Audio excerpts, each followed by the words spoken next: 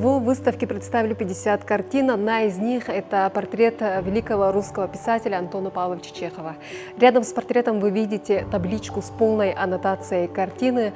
Отметим, что эту картину привезли из постоянной экспозиции Третьяковской галереи в Москве, что бывает крайне редко. Кроме того, на стенах музея вы найдете полную информацию об этом разделе выставки.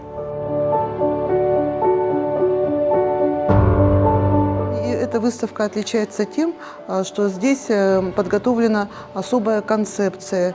Специально была сделана застройка под эту выставку, то есть закуплено музейное оборудование. Поэтому, когда заходишь в залы, где представлена выставка, вы попадаете как будто бы в большой федеральный музей или даже в саму Третьяковскую галерею.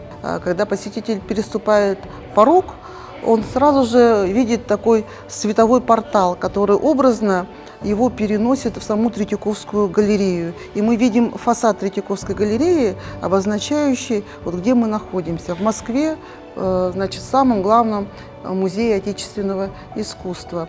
Ну и поделили мы экспозицию на 3 зоны, которые выделены цветами. Вот специально застроили стены, покрашенные в цвет, который используется в экспозиции Третьяковской галереи. Вот здесь, например, первая половина XIX века, такой глубокий зеленый цвет.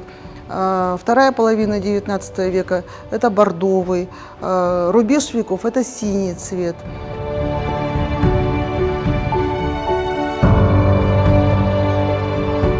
Мне понравилась картина, которая называлась «Соперница». Мне понравилась задумка и сама композиция. Мне очень нравятся картины, в которых идет пейзаж в виде именно зимой, потому что зима, несмотря на то, что там просто белый снег, грубо говоря, ее все равно можно показать с красивой стороны, найти немного красивых оттенков.